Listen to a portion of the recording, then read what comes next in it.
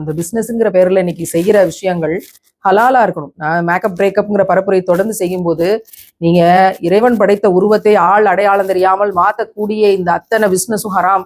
இந்த வியாபாரங்கள் இறைவனுடைய படைப்புக்கு மாறு செய்யக்கூடிய ஒவ்வொரு பிசினஸும். நீங்க உருவத்தையே மாத்திடுறீங்களே மேக்கப் பண்ணி. ஒரு 60-70 வயது மூதாட்டியை, முகம் சுருங்கி கிடக்கிற மூதாட்டியை எல்லா கிரீம்களையும் போட்டு அப்பி 5 மணி நேரத்துல 30 வயசு ஆள் மாதிரி காட்டுறீங்களே, மோசடி இல்லையா அது? நீங்கள் சம்பாதிக்கக்கூடிய பணம் உங்களுக்கு நன்மையாக இருக்குமா?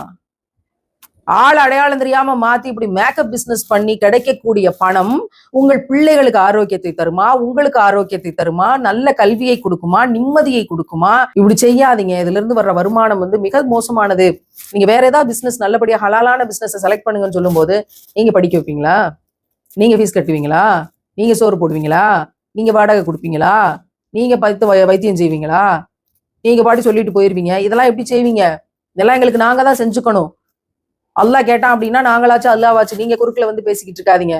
வந்த வழியை பார்த்துட்டு போங்க. கொலை மிரட்டல் இதெல்லாம் வரும். ஒரு வேளை உங்களுக்கு நிறைய காசு கிடைக்கலாம் இந்த பிசினஸ்ல இருந்து.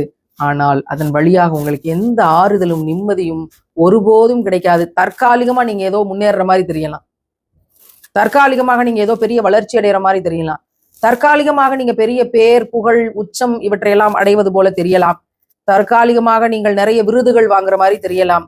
தற்காலிகமாக நீங்க பணம் சம்பாரிச்சு சொந்த வீடு கட்டி கார் வாங்கி பங்களா வாங்கி ஒரு பெரிய ஆளுமை அப்படின்னு சமுதாயத்துல விளங்கலாம். தற்காலிகமாக விளங்கலாம்.